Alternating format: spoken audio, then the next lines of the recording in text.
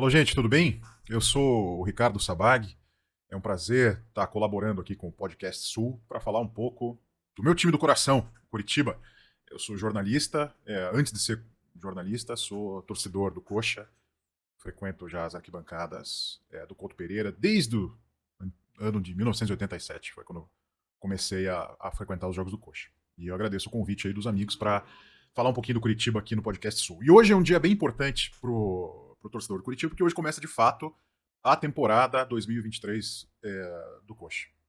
Hoje o Curitiba joga contra o Sport no Couto Pereira, às 19 horas, um jogo válido pela terceira rodada da Copa do Brasil. Né? E por que começa hoje a temporada? Então, esses 4 primeiros meses foram desperdiçados.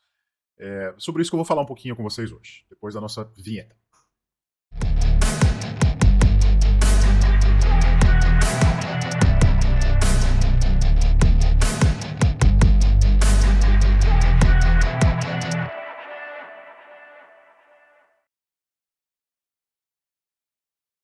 Então, hoje começa a temporada de verdade do ano de 2023 para o Curitiba. Né? O Coxa enfrenta o Sport às 19 horas no Couto Pereira, jogo válido pela terceira rodada da Copa do Brasil, jogo de ida. Né? A gente vai ter ainda no fim do mês o jogo de volta lá na Ilha do Retiro.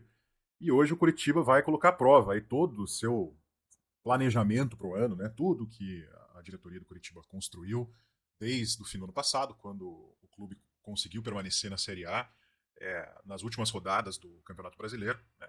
Curitiba fez uma série de mudanças no seu elenco, começou, aliás, essas mudanças pela comissão técnica, né? Saiu o técnico Guto Ferreira, que foi o técnico que conseguiu salvar o time ali ainda na Série A de 2022, e para o lugar do Guto a diretoria trouxe o português Antônio Oliveira, que estava no Cuiabá, um técnico que tem pouco currículo no futebol como treinador, né? Passou antes aqui pelo Atlético Paranaense, aí teve essa passagem pelo Cuiabá, onde conseguiu manter também o Cuiabá na Série A do Campeonato Brasileiro, e foi trazido para vir capitanear esse novo projeto do Curitiba. Né? Que novo projeto que era esse? Essa é uma pergunta que eu acho que tem poucas respostas ainda. Né? O projeto tem uma cara nova, tem um verniz muito bonito. Né? No pano de fundo a gente tem a ideia da SAF, que a qualquer momento pode aparecer, a gente já sabe que tem os interessados, há nomes aí que estão sendo especulados como de possíveis novos profissionais que vão fazer parte dessa SAF. Há também o conhecido projeto de mudança do escudo do clube, né? Uma ideia que surgiu de uma hora para outra, trazida pela diretoria, porque a diretoria, entre as poucas mensagens que ela deixa claro para o torcedor do clube, uma delas é essa, que o clube está se modernizando, que o clube está vivendo uma nova fase. Né? Eu pessoalmente não sei bem que nova fase é essa, né? Eu não enxergo muito bem essa nova fase. A torcida ficou muito animada no início do ano com essas mudanças, é uma parte dela, a torcida mais empolgada, e eu entendo perfeitamente essa empolgação por parte da torcida, com algumas contratações, né, que o Coxa fez. Então, assim, para além da vinda do Antônio Oliveira comandando essa comissão técnica nova, veio também, junto com ele, uma série de contratações que modificou bastante o perfil do elenco que conseguiu se manter na Série A ainda em 2022. Né?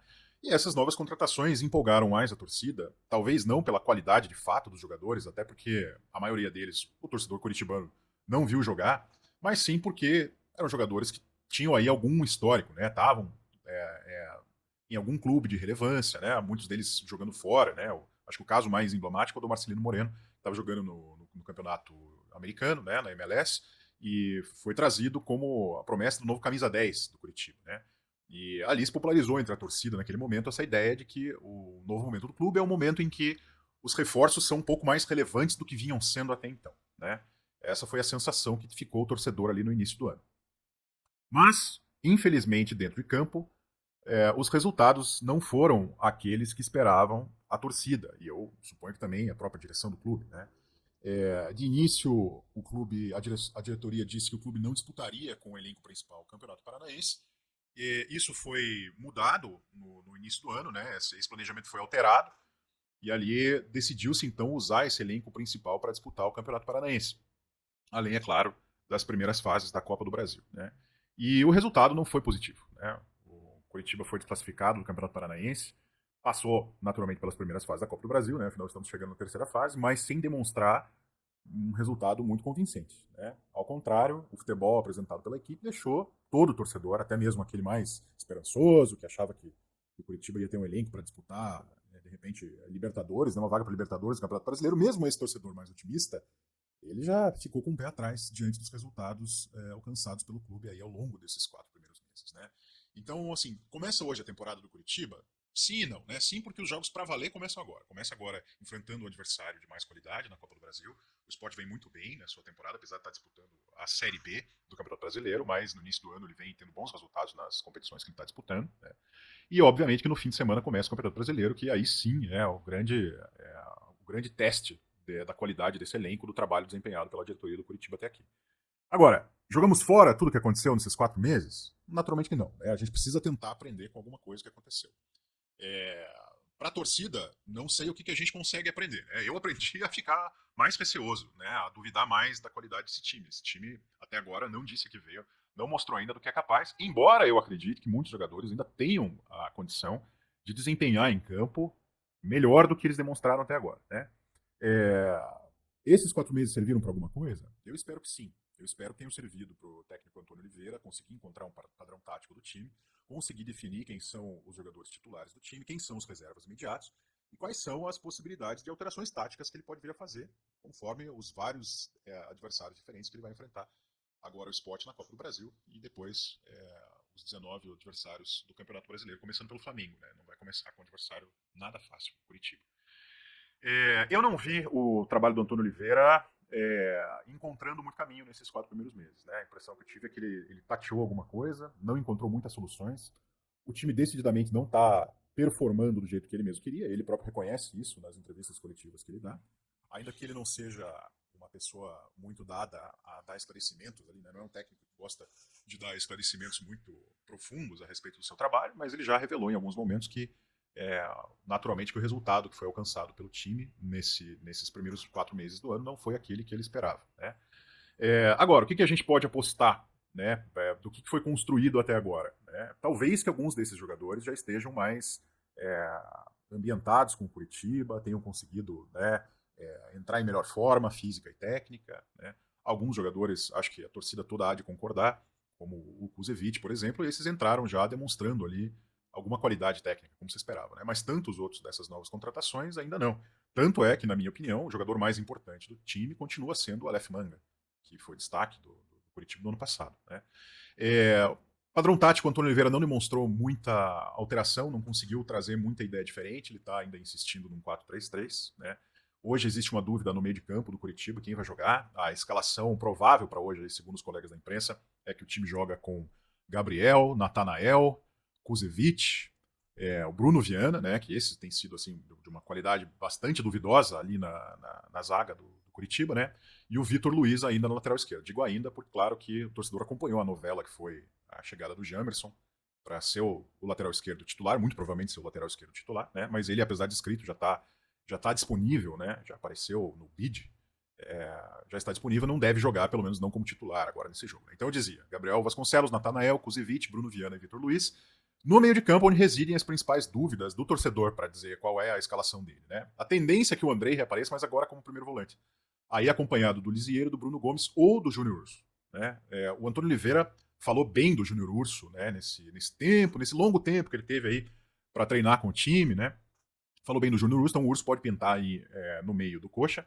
E na frente a tendência é que o Oliveira vá com o William Potker e o Aleph Manga, né, como extremos, né? Eu não gosto dessa palavra, mas enfim, como pontas, né? Como prefira, e o Rodrigo Pinho como centroavante do time. Né? O Potker, segundo os relatos aí dos colegas, foi um cara que ganhou essa posição que vinha sendo do Caio César ali na maior parte do Campeonato Brasileiro. Né? Então o Potker teria crescido, aí, segundo os relatos, ao longo desses treinamentos e se firmou nessa posição. A dúvida, portanto, fica ali mais no meio, né? Se vão jogar o Lisieiro e o Bruno Gomes, ou se no lugar de um deles vai entrar o Júnior Urso. O que eu acho? Acho que a gente não viu esse time desempenhar muito bem ainda ao longo desses primeiros 4 meses, e vai ser um teste de fogo, vai ser um teste muito difícil para esse elenco, com a torcida extremamente ansiosa para ver o time jogando alguma coisa nesse ano, né? Porque não viu, o torcedor do Curitiba não viu mesmo na classificação da Copa do Brasil, foram muito poucos momentos em que o time inspirou alguma confiança, né? Então como que a gente pode acreditar que agora o Antônio Oliveira vai conseguir extrair alguma coisa desse time? Olha, a única esperança me parece ser nisso. No fato de que alguns jogadores tenham melhorado a sua forma física, que tenham jogado mais, se conhecido mais como equipe, né?